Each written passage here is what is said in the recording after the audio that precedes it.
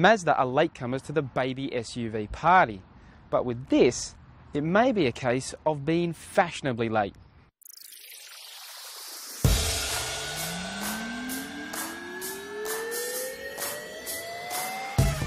It's called the CX-3 and it will go up against a growing list of rivals that includes the Holden Trax, Fiat Panda, Nissan Juke and Honda HR-V, to name a few. Now that's a diverse group of cars varying in both size, style and price. And that's because car makers are still trying to figure out just the right car to attract these new baby SUV buyers. Now Mazda's ideally placed though to take advantage of the fact that all its main rivals are already in the market, so it can position its car at just the right size and just the right price. So is the CX-3 just right?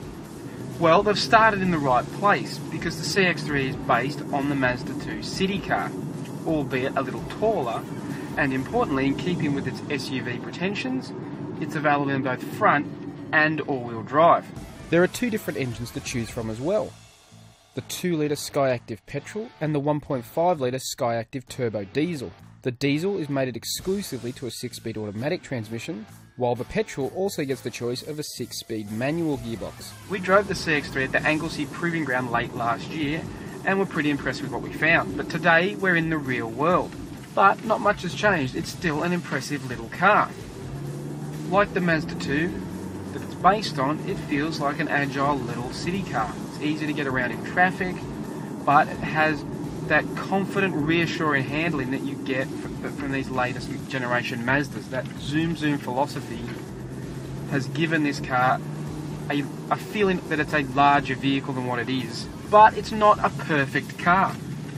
Driving around today these less than smooth roads, you do notice that this is a firm riding car. This is not a soft roader. This is quite firm in the suspension setup, so you will notice the bumps and potholes in the road. It's also a little noisy. This petrol engine, while it's got plenty of grunt to actually pull the CX-3 along, you can hear it because it needs a bit of rev. It's not one of these modern turbocharged engines. Mazda are sticking with naturally aspirated motors, which return good fuel consumption numbers because they're tied to these modern Skyactiv transmissions, but it does make it a bit of a noisy ride at sometimes, particularly under hard acceleration. But overall though, the CX-3 is one of the best of this new breed in terms of how it drives. One of the best aspects of the Mazda 2 that really won us over at Drive was the interior.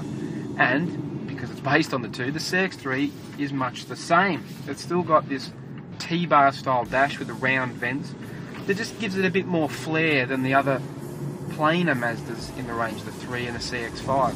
One thing that's missing from the CX-3 that you can get on the 2 is the optional colour pack, which again really allowed the interior to really pop in the Mazda 2 and made it feel like a more premium car. But unfortunately, you don't get that even as an option on the CX-3. But if you are thinking of buying this sort of car as a family vehicle, there is a word of warning: the back seat isn't huge. It's a pretty compact little car, and that means rear legroom is a little bit cramped. But it does have a pretty decent boot with a false floor, so there's plenty of space back there to load all your gear in. Because the market for these baby SUVs is so new and varied, Mazda is offering a huge model range. The lineup starts at $19,990 for the entry-level Neo and stretches all the way up to $37,690 for the range-topping Akari diesel. There's no doubt the CX-3 has what it takes to be a sales hit. It's a good size, it's nice to drive, and Mazda's extensive range means there's a model to suit anyone's needs and budget. Mazda may be late, but they could be the life of this party.